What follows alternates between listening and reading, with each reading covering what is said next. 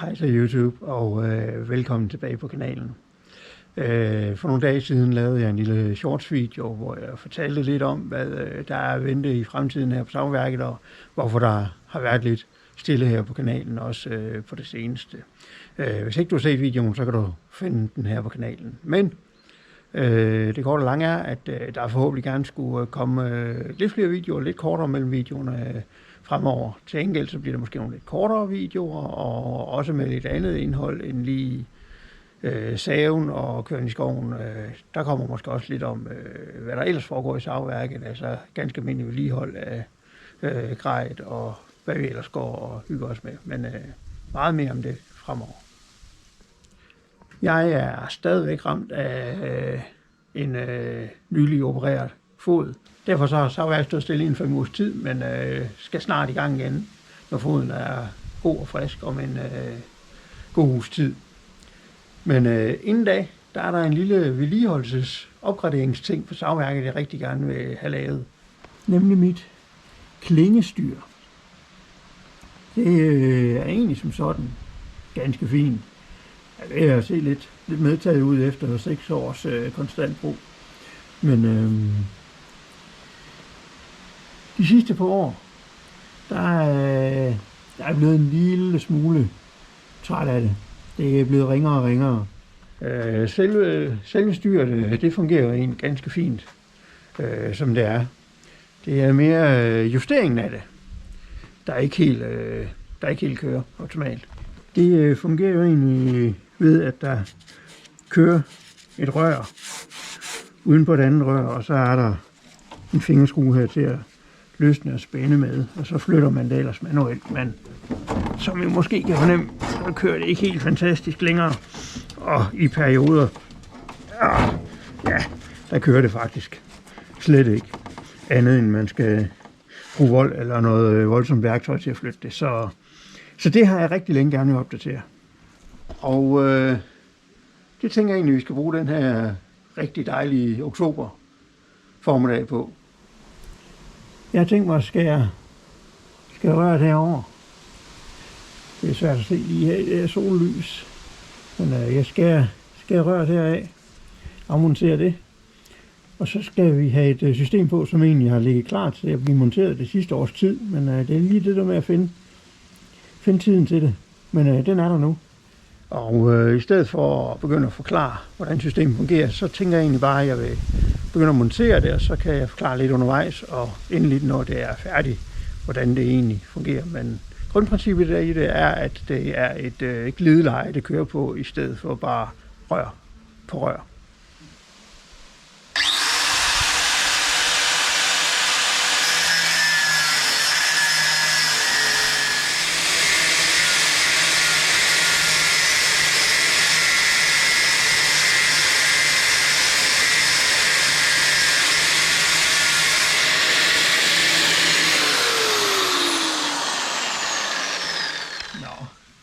Vi skal vist lige have afmonteret alt det her smør-køle slangeværk også.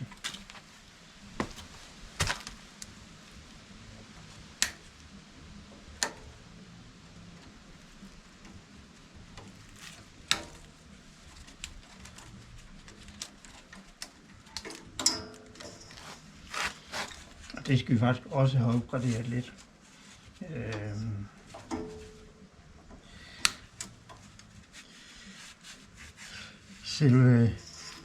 Selve røret har kørt lidt for meget op af styrehjulet, og derfor så er der blevet slidt hul, og vandet kommer lidt ud de forkerte steder, men jeg har lavet et nyt, som vi også får monteret nu her.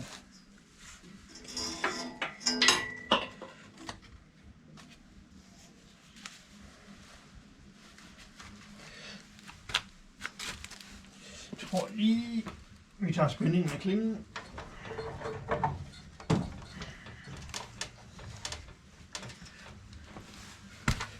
Det gør det lige lidt nemmere.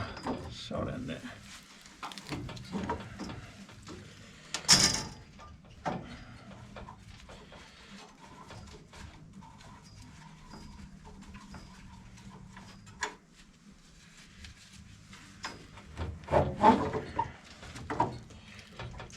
kommer vi nødt til at lave et snit mere for at få den af.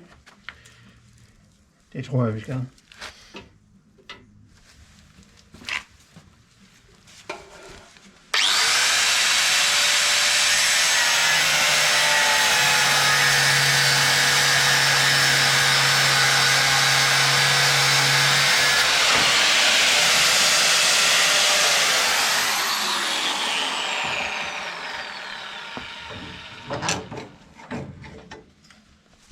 Den nederste del har med selve hjulet.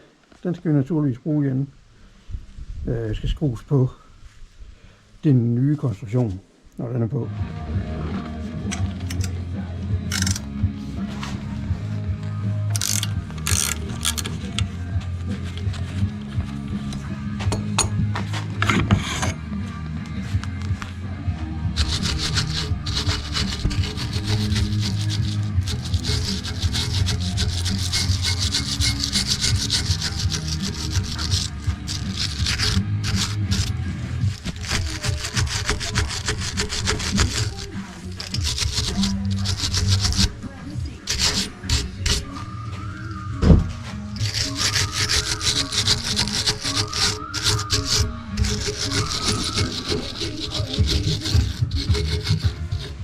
Så skal vi have monteret den bjerge her. Skinnen til glideleje. Den skal så op og sidde her på,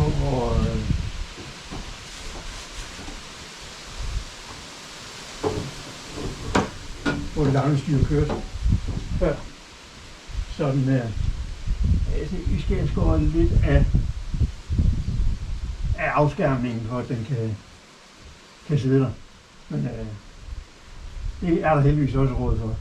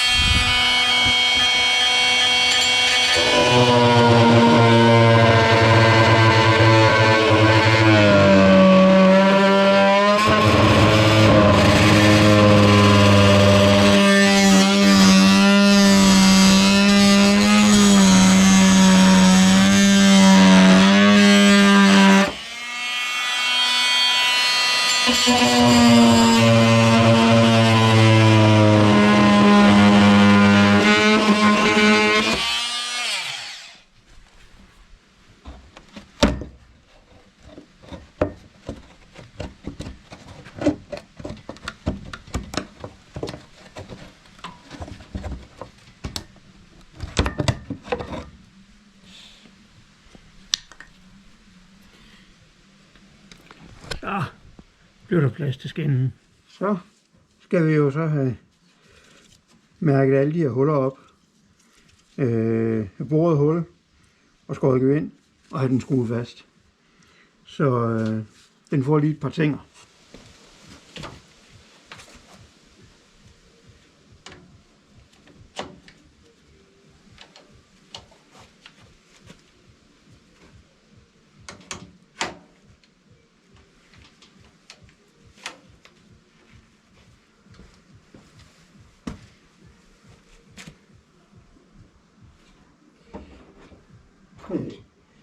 Ja. Jeg skal ikke lige være gennemtænkt, den var den her. Jeg kan faktisk ikke komme til for afskærmningen og bruger. Så jeg tror sgu, jeg gør noget andet.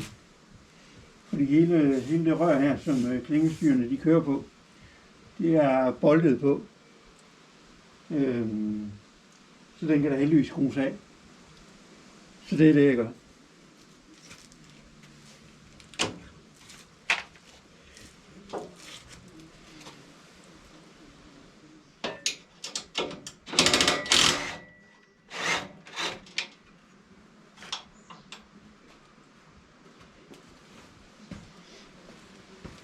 Altså, hvad gjorde man før slagnøglen kom til? Den er jeg godt nok blevet slemt glad for.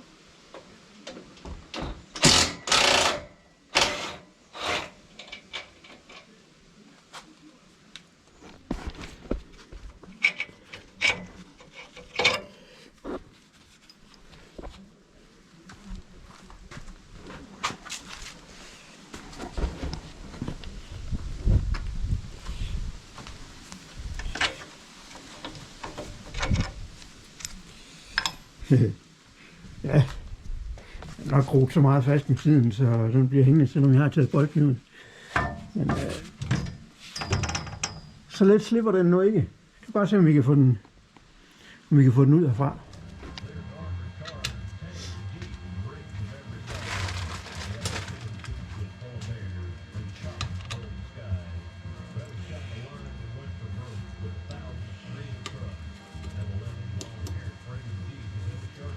Den synes jeg griber de meget godt alle sammen. Så helt galt kan det ikke være.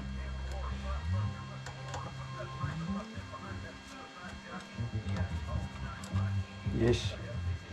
Så er det bare spændende.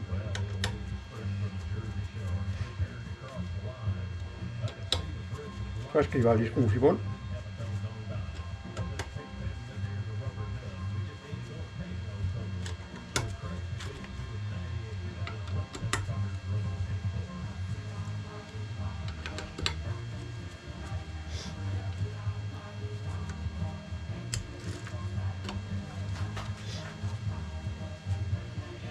Og nu tror jeg så, at jeg har lavet en fejl. Fordi skal I tænke mig om? Ja, det har jeg også. Smørniplen her, den skulle pege den anden vej, og det kan I se lige om lidt hvorfor. Det aggregat, som styrhjul sidder på, har jeg monteret og lavet et håndtag på også. Til at betjene den med. Og det håndtag, det har en tap, som kan gå ned i de her huller og låse. Og den sidder lige nøjagtigt her, hvor smørnæblen sidder. Så derfor skal smørnæblen sidde den anden vej. Så vi løsner bare det hele igen.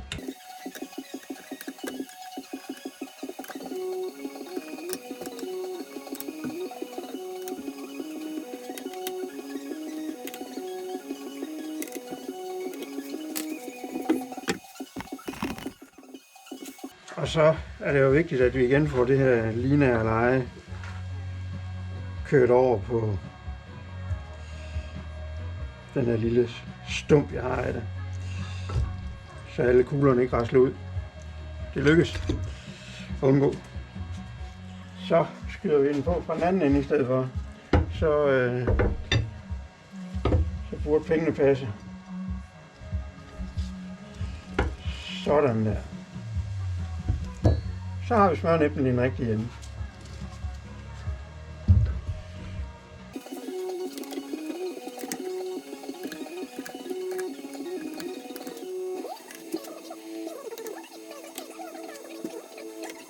Og nu tror jeg så, at vi tager spænderen med den.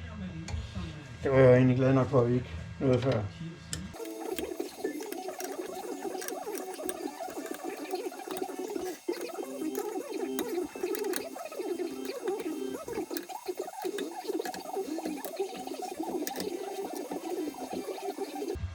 Sådan. Så tror jeg egentlig, at jeg monterer den ud på saven igen, inden jeg gør mere.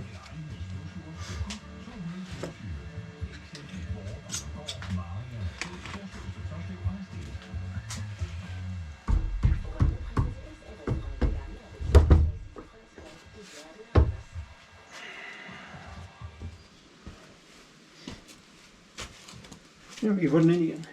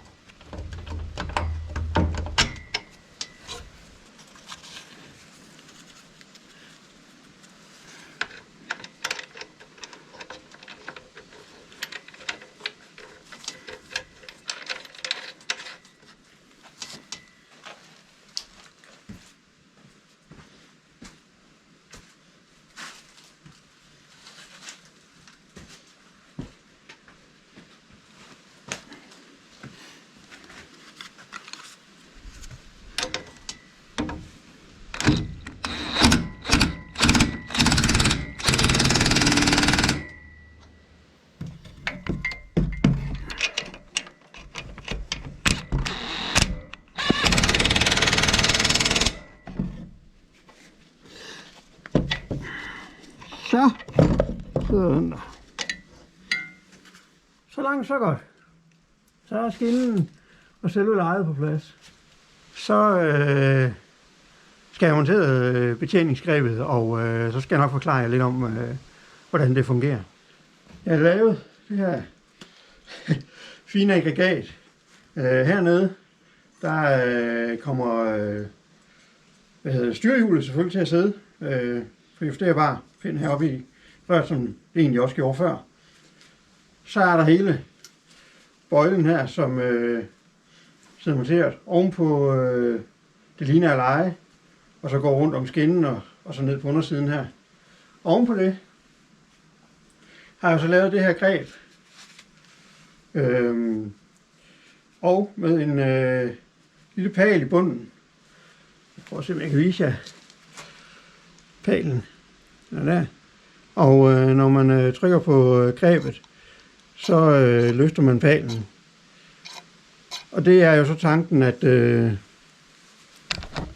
den pæl, den går ned i bolthullerne og låser styret i de positioner, som så er muligt. Det håber jeg på kommer til at fungere. Nu monterer vi i hvert fald håndgrebet. Ja, og nu opdagede jeg så lige, at vi alligevel fik vendt lejet forkert med smørnægten den forkerte vej. Så, eller gjorde vi? Jeg kommer faktisk lidt i tvivl nu.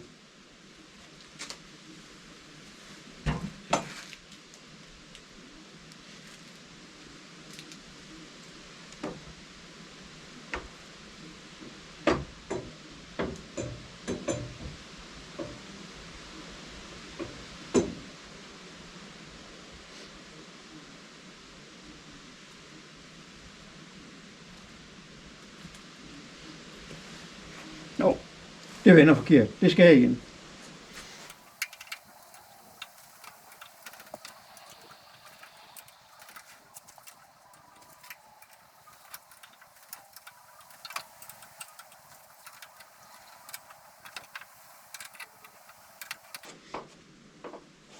Det bliver nu godt at komme i gang igen med savværket. Jeg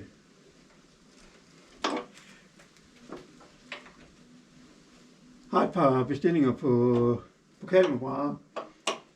Den ene er en rimelig stor bestilling, som jeg var godt i gang med, inden jeg blev opereret i foden. Og som vi har leveret godt halvdelen af. Og den skal være færdiggjort lige så snart jeg kan save igen. Og derudover så har vi en god tilbagevendende kunde, som også lige nåede at lægge en bestilling, inden jeg skulle opereres. Så det er bare med at komme i gang, så snart vi kan. Nå, nu skal vi have lejet af og anvendt.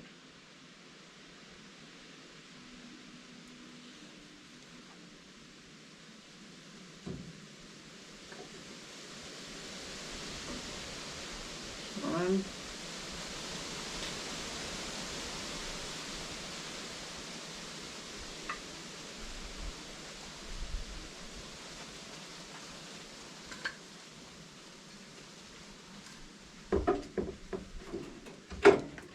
Så, nu må den da være der.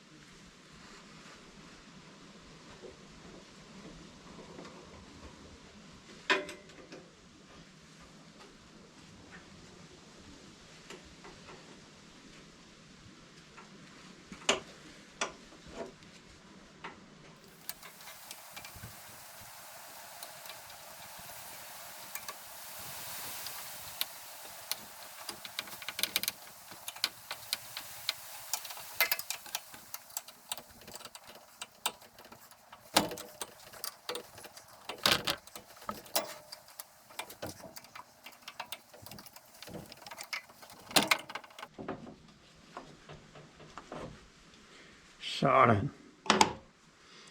Så lykkes det. Så er det håndgrebet.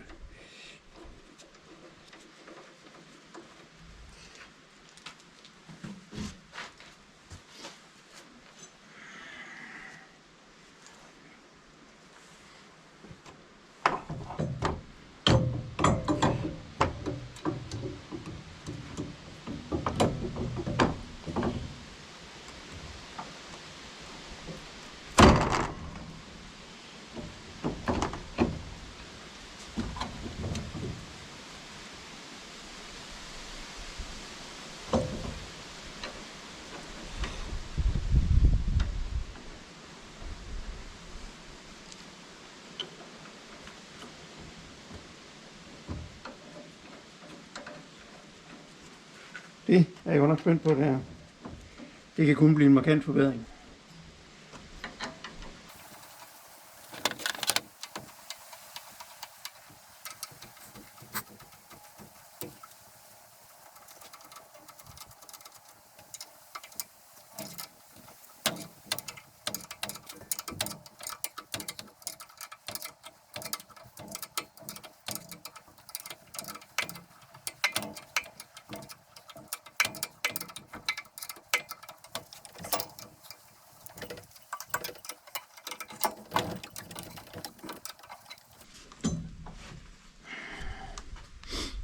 Sådan, jeg ved ikke om I hørte det. Den røg faktisk i hak.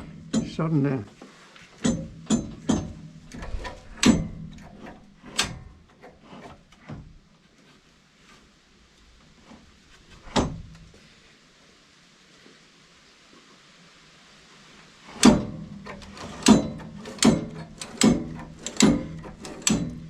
Det bliver så godt. Og så markant en forbedring. Så er det selvstyrehjul, der skal på.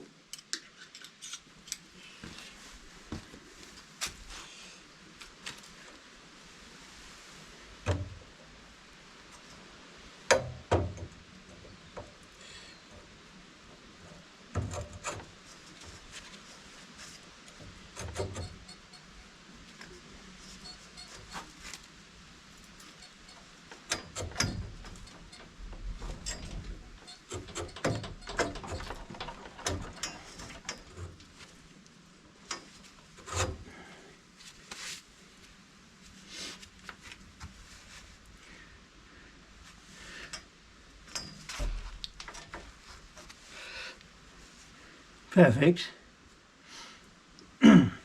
Skal bare have den justeret.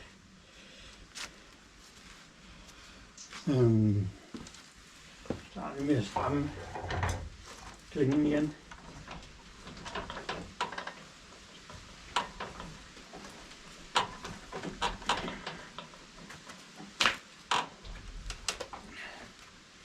Sådan der.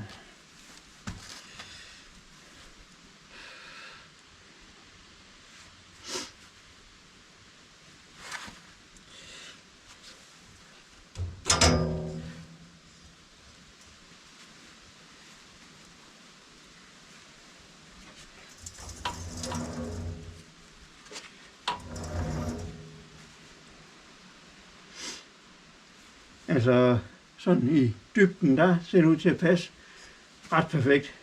Så er det bare højden, vi skal justere den, så den passer præcis med hjulet i den anden side. Og det gør jeg ved at køre hen over en tværgående skinne, og så simpelthen måle ned til den. Inden vi gør det, så tænker jeg lige, at vi skal have genmonteret vores kølesmør-system her. Og først og fremmest have det udskiftet en utætte version med en ny. Et af problemerne med det gamle smørsystem var også, at det sad ikke særlig godt fast. Det var stripset på. Kobberrøret her, det var bare stripset på til armen her. Og den havde nemlig ved at rykke sig ved vibrationerne fra saven. Nu har jeg lavet et nyt rør, og så har jeg monteret det i en nylonklods, som kan klemme om røret. Jeg kan stadig justere lidt på det, men det burde ikke sådan kunne rykke på sig. Og ellers så kan jeg i hvert fald spænde noget mere, så det sidder mere stramt. Men så ikke det bliver en klar forbedring. Jeg skal bare finde ud af, hvor den skal sidde henne. Skal der sgu nok alligevel. Ja, har jeg alligevel været for nær med. Jeg skal jo sætte den herover. Det er selvfølgelig også en mulighed. Det tror jeg faktisk. Jeg tror, det er bedre at simpelthen flytte den om på den side her, hvor I ikke kan se den. Ja, skal den lige trække lidt længere ned også. Ja. Måske endda lidt mere. Jeg tror, vi prøver her omkring.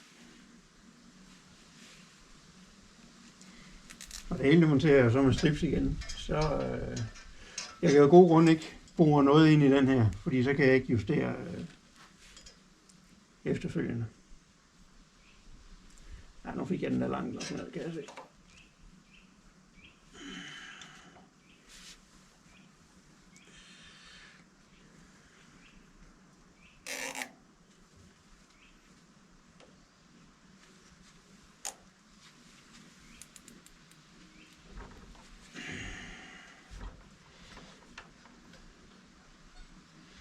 Ja,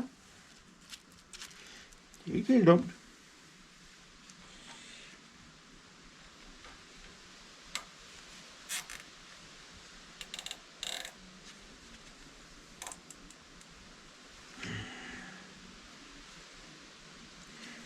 er faktisk slet ikke dumt.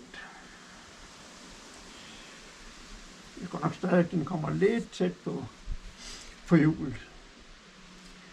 Jeg troede egentlig, at jeg havde fået rettet den så meget, så måske jeg lige med lidt forsigtighed. Sådan. Det var lidt bedre.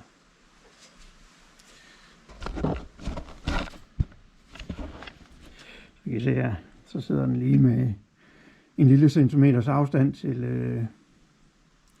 til hjulet. Det må være fint. Og så smører den jo på forsiden, klingenkører den der vej, så den trækker vandet med. Jeg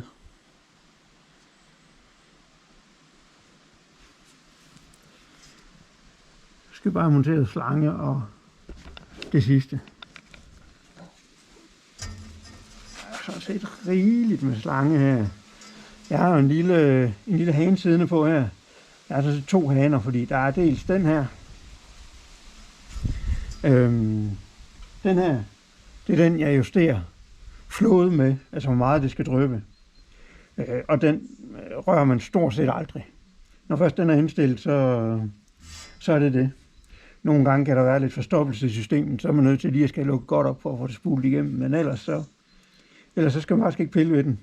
Og så sidder der en hane op ved tanken. Og det er jo den, jeg åbner og lukker for.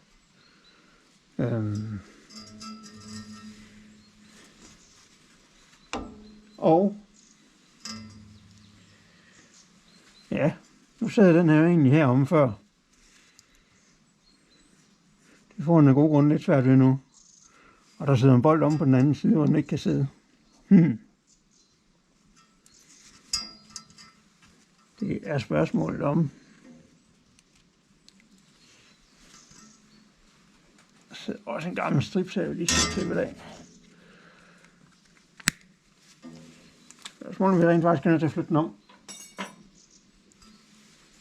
På den modsatte side.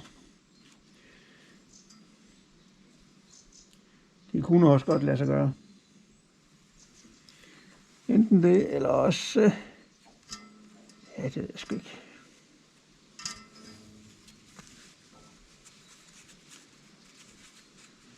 Uanset hvad, så kunne vi godt korte lidt af silikonslangen her i hvert fald. Nu har vi i hvert fald kortet den af, så er det sådan der.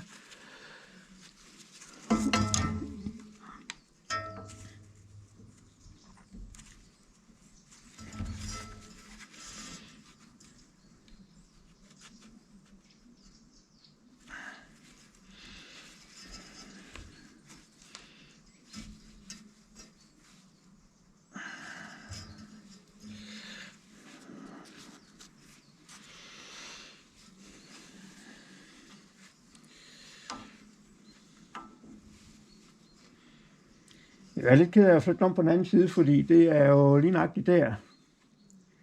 Stammen, træet, det kører helt klods opad. Så dels så kommer man til at tage lidt i bredden, og dels så er jeg bange for, at jeg måske ikke kommer til at køre den af.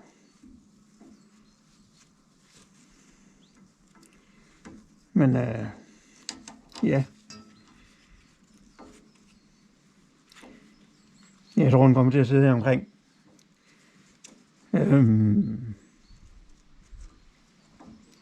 Når først jeg er spændt bolden her om til højdejusteringen af styret, så skal jeg heller ikke til den mere. Og så betyder det jo ikke rigtig noget, når han sidder og tænker, vi prøver med det her.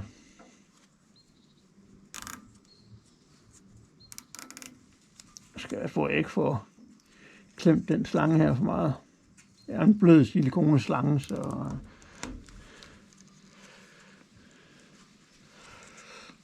skal gøre sådan der.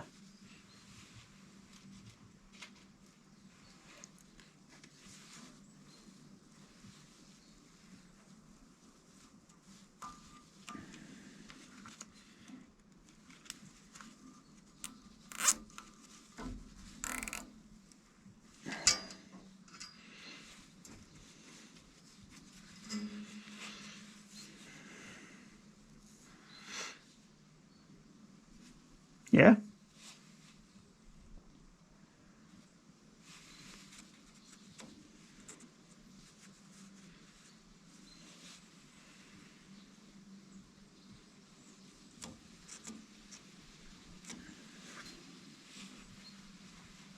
Inden jeg lige klipper striften af, så tror jeg lige, jeg prøver at tænde for vandet.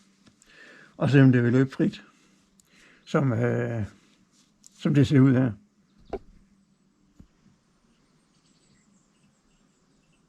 Så med jo. De løber så fint. Den er godkendt.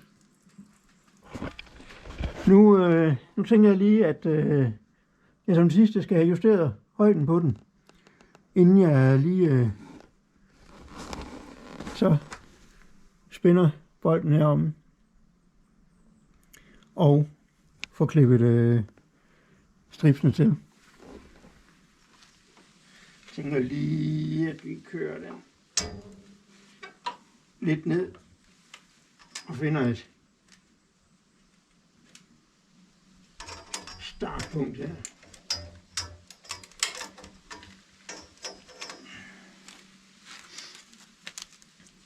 Og så kigger vi lige, hvad vi har herhen.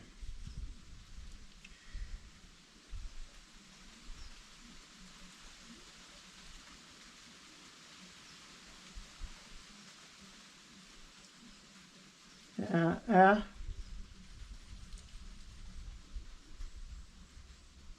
34,9. Det skulle vi jo så gerne have herinde også.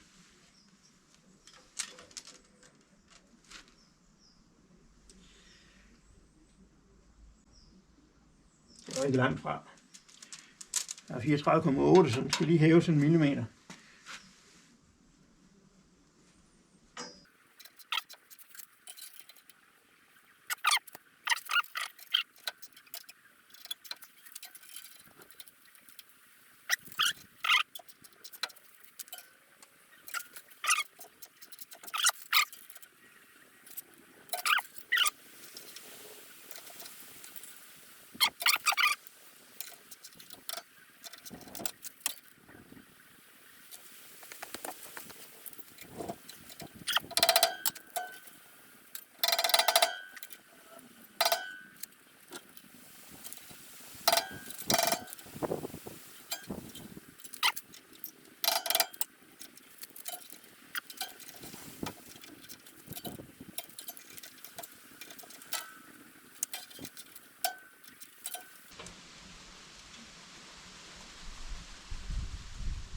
Så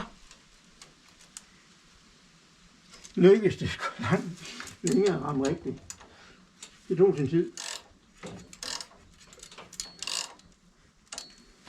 Men nu sidder den der. Så er der måske nogen, der vil sige, Det ser da pilskævt ud. Især herovre på den her side. Hvor dykker den så meget. Der er der en god forklaring på. Det hjul sidder over til højre, som er trækhjulet. Det var oprindeligt magen til hjulet herovre. Men jeg tror ikke savværket var meget mere end års tid gammel. Da det simpelthen sprang flækket i støbegodset. Så jeg skulle ud og have et nyt hjul. Og ja, jeg havde ikke fået målt ordentligt efter på det gamle hjul. Så derfor så blev det nye hjul købt en tomme større end det gamle. Men det har sådan set ikke rigtig noget at sige, da det er klingestyret, der bestemmer vinklen på klingen. Så styret her, det kompenserer lidt for det mindre hjul herovre. Og der er ingen tvivl om, at når det her hjul på et eller andet tidspunkt måske er moden til udskiftning, så bliver det selvfølgelig skiftet til et med ind til det herovre. Så de er ens.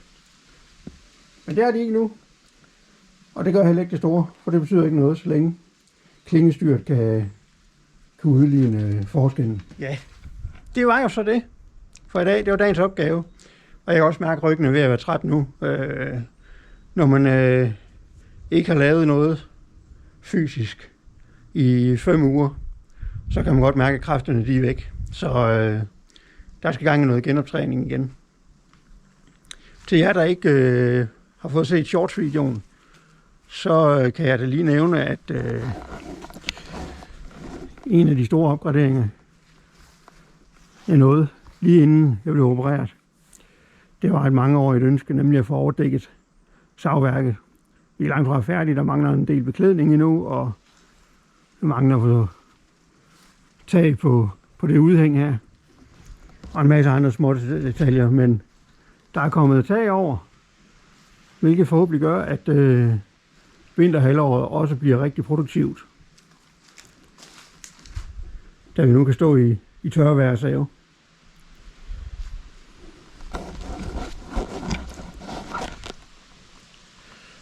Men det var alt for i dag.